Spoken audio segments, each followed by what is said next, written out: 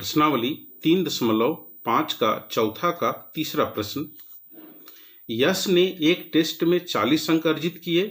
जब उसे प्रत्येक सही उत्तर पर 3 अंक मिले तथा अशुद्ध उत्तर पर 1 अंक की कटौती की गई, यदि उसे सही उत्तर पर 4 अंक मिलते तथा अशुद्ध उत्तर पर 2 अंक कटते तो यश 50 अंक अर्जित करता। टेस्ट में कितने प्रश्न थे? हम लोग मान लेते हैं कि सही उत्तरों की संख्या x है और अशुद्ध या गलत उत्तरों की संख्या y है। यहाँ 2 स्थितियां हैं। हम लोग दोनों स्थिति के लिए एक एक समीकरण ज्ञात करेंगे। पहली स्थिति में यश को 40 अंक प्राप्त होते हैं। अब ये अंक किस प्रकार उसको मिले, आइए हम लोग देखते हैं। सही उत्तर पर 3 अंक मिलते हैं और अशुद्ध उत्तर पर 1 अंक की कटौती हो जाती है। हम लोग इसको दूसरे शब्दों में ये कह सकते हैं कि सही उत्तर पर उससे +3 नंबर और गलत उत्तर पर -1 नंबर प्राप्त होगा। तो सही उत्तर पर उसको अंक मिला 3 गुना x 3x और गलत उत्तर पर -1 गुना y अर्थात -y। तो हमें समीकरण प्राप्त होता है 3x - y बराबर 40, पहला समीकरण। दूसरी स्थिति में इसे 50 अंक प्राप्त होते हैं, परंतु इस बार सही उत्तर में उसे 4 अंक मिलते हैं अर्थात +4 और अशुद्ध उत्तर पर 2 अंक कट जाते हैं अर्थात उससे -2 प्राप्त होगा। तो सही उत्तर के लिए 4 गुना x 4x और गलत उत्तर के लिए -2 गुना y -2y और कुल मिलाकर 50 अंक प्राप्त होते हैं। हम लोग इसे विलोपन विधि द्वारा हल करते हैं।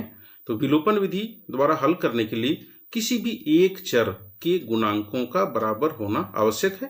इसके लिए हम लोग समीकरण 1 के दोनों पक्ष में 2 से गुना कर देते हैं और उसमें समीकरण 2 को घटा देते हैं। समीकरण 1 3x - y बराबर 40 है। जब इसको 2 से गुना करेंगे तो 6x - 2y बराबर 80 होगा। अब इसको घटाते हैं तो घटाने पर चिन्ह नीचे का बदल जाता है। ये प्लस से माइनस, ये माइनस से प्लस और यहाँ भी प्लस से माइनस। तो 6x - 4x 2x 2y minus और 2y प्लस दोनों कैंसिल हो गया। 80 घटाव 50 अर्थात 30। तो 2x बराबर 30, इसलिए x बराबर 30/2 अर्थात 15। अब x के मान को समीकरण 1 में रखते हैं। तो समीकरण 1 है 3x - y बराबर 40 या 3 गुना x के स्थान पर 15 - y बराबर 40। 3 गुना 15 45 -y बराबर 40।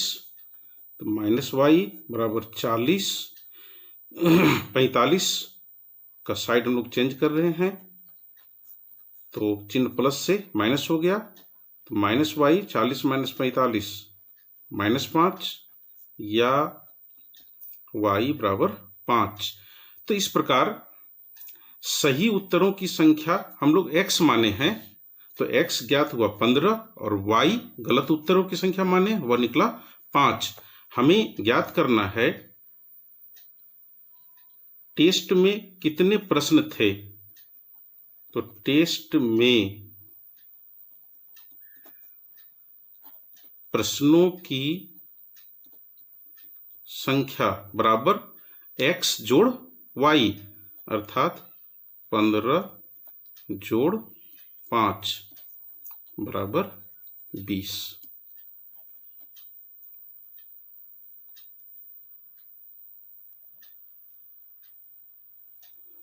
चौथा प्रश्न है, एक राजमार्ग पर 2 स्थान A और B 100 किलोमीटर की दूरी पर हैं।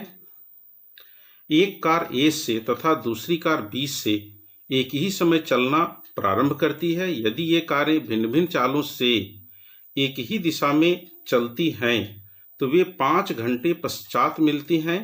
एवं विपरीत दिशा में चलने पर 1 घंटे पश्चात मिलती हैं, दोनों कारों की चाल ज्ञात कीजिए। हम लोग मान लेते हैं एक कार की चाल x किलोमीटर प्रति घंटा है, दूसरे कार की चाल y किलोमीटर प्रति घंटा है। हम लोग फॉर्मूला जानते हैं, दूरी बराबर चाल गुना समय होता है। तो 5 घंटे में पहले कार द्वारा तय दूरी, समय 5 और चाल x है, तो 5 गुना x 5x। 5 घंटे में दूसरे कार द्वारा तय दूरी 5 गुना y अर्थात 5y kilometre. 5x minus 5y बराबर 100। हम लोग ये समझते हैं कि 5x माइनस 5y बराबर 100 किस प्रकार हुआ। मान लेते दो स्थान है A और B, दोनों के बीच की दूरी 100 किलोमीटर है। एक कार A से और एक कार B से चलना प्रारंभ करती है। 5 घंटे बाद दोनों कार एक दूसरे से मिलती हैं। स्वाभाविक है कि जो कार A से चलना प्रारंभ करती है उसकी गति अधिक होगी, तभी यह B से मिल सकेगी। 5 घंटे में यह 5x किलोमीटर दूरी तय करती है और यह कार 5 घंटे में 5y किलोमीटर दूरी तय करती है। स्वाभाविक है कि जब दोनों कार एक दूसरे से मिलेंगी तो A से चलने वाली कार को B से चलने वाली कार से 100 किलोमीटर की दूरी अधिक तय करनी पड़ेगी।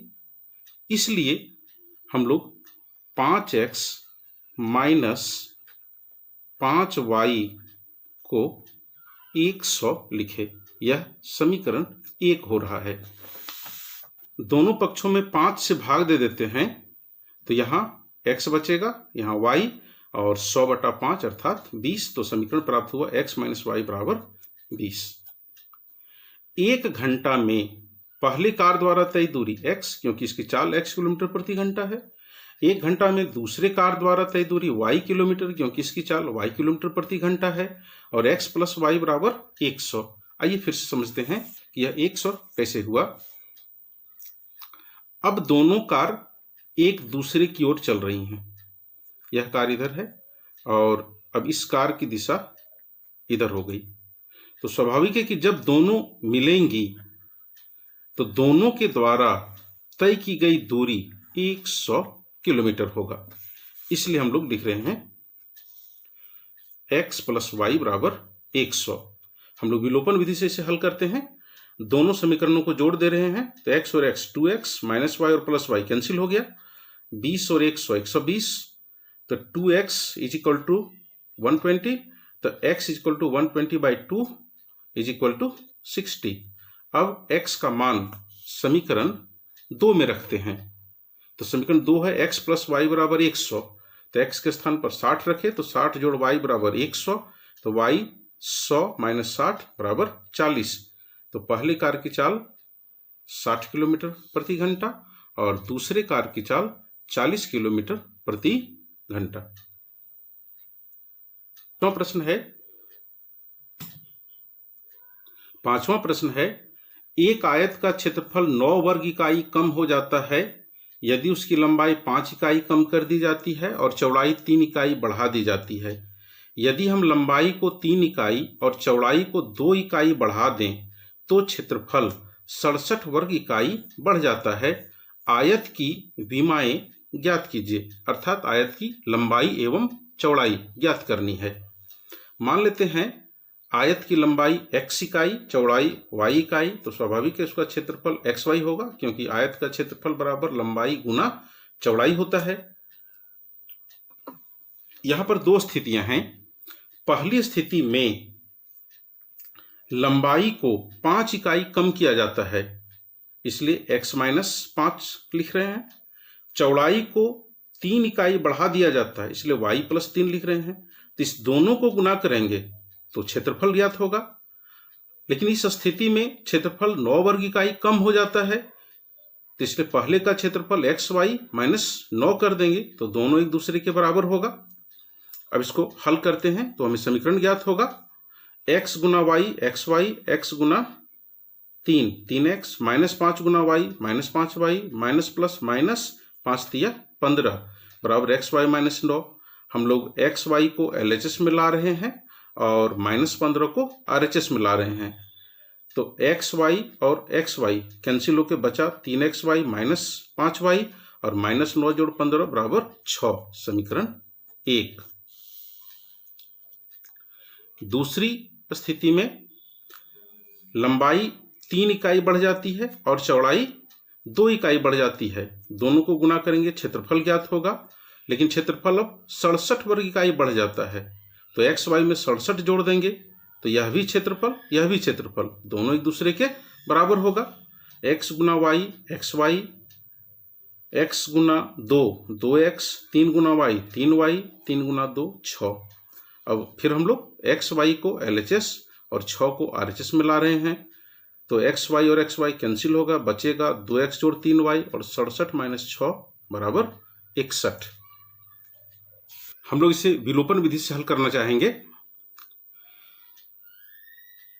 3x माइनस 5y बराबर 6 पहला समीकरण है, 2x जोड़ 3y बराबर 61 दूसरा समीकरण है।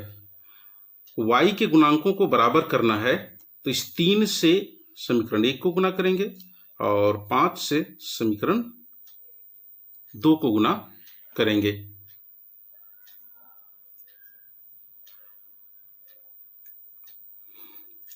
तो 1 गुना 3 जोड़ 2 गुना 5 से 3 से गुना करेंगे, 3 गुना 3 9x माइनस 15y बराबर 18। 5 से समीकरण 2 को गुना करेंगे, 10x जोड़ 15y बराबर 305।